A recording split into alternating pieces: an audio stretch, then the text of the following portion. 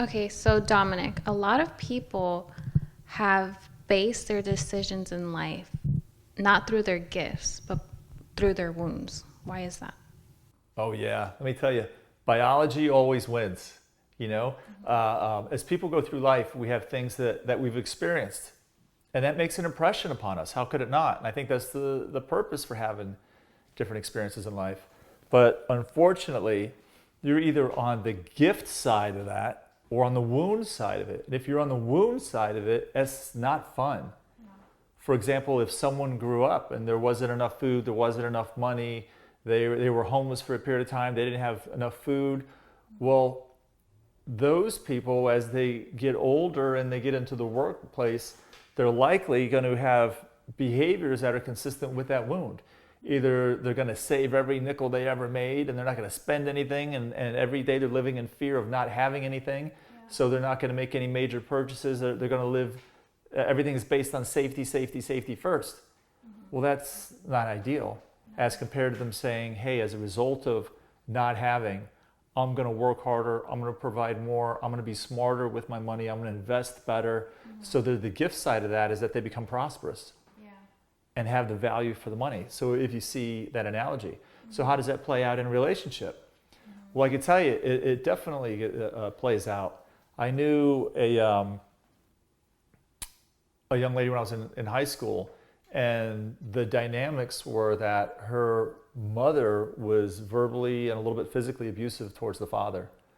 Well, when she was in relationship with a man in high school, she attracted someone who was verbally and some physical aggression towards her. And that was, she went from one relationship to another.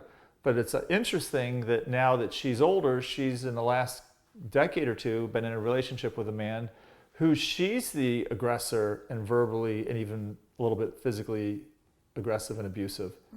So she was modeled that at an early age, and then here decades later she's an adult and she's playing out the same dysfunctional behavior. Yeah, she switched the roles. So who she met and settled for in relationship and marriage, how she shows up emotionally, what she expresses, that's all based on her wounds as compared to who she really is as a uniqueness as a human being and her gifts to come to the world.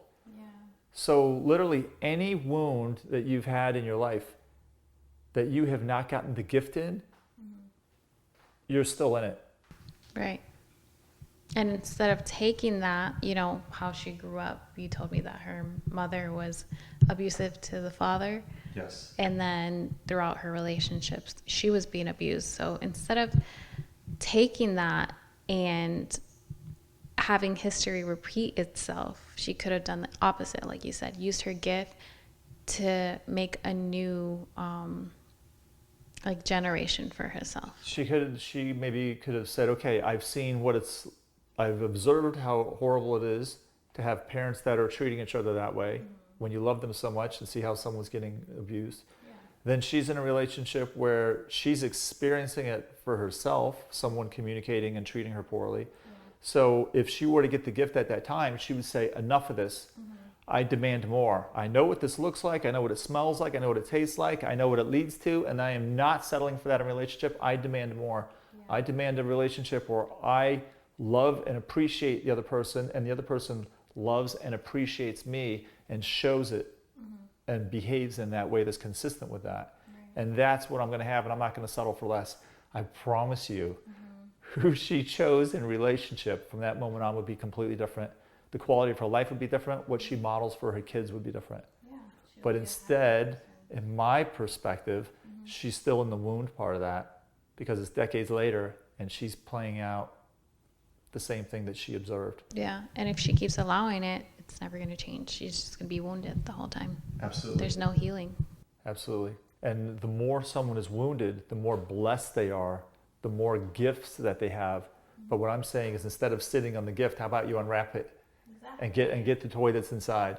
But you have to get with it. You have to experience it. You have to get to the other side.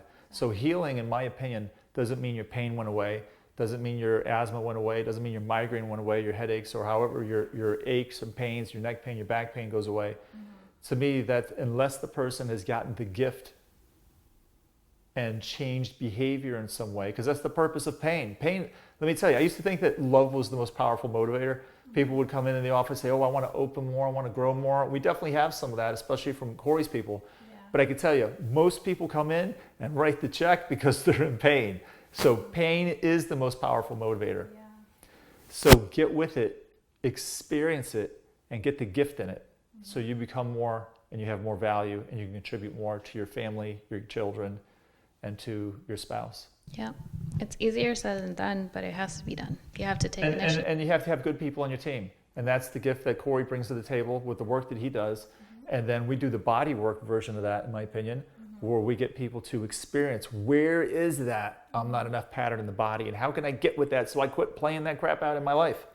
And settling in jobs, settling in career, settling for occupation, settling for pay, settling for who I marry. You know what I mean? Like, how do I have enough self-worth and value for myself that I could demand more for life? Because that's where it comes from. That's what we do. We know where that is in your body, how to connect to it, how to experience it, how to liberate yourself from it so you have higher standards and move forward in life. It's one thing to have the story for it, right? To have, okay, this is what a man shows up, this is what they do, I get that purpose and I get that. But then I'm not living it. Well, sometimes you got to free yourself of it in your body so that you could play it out in your life more. You have to have them both. You have to know what it looks like, have the story for it, and also have the availability where you can show up that way. Yeah, it's scary. I know that. Change is very scary of what you're Staying the same is scary. It's scary. I share with people like, oh, well, this sounds scary. You know, if I connect to this, I experience it. I said, well, what's scarier? Stay moving forward, moving through it, or feeling this for the rest of your life? To me, being the same is scarier than moving forward. And from my experience, people will endure just about anything if they know they're getting through. They're in it and they're working through it, and they see the light at the end of the tunnel. They'll put their head down and they'll do it. Might seem really far away and impossible, but nothing's impossible. Anything's possible, and you will get there. Just with help. You just need help. Everybody needs a good team.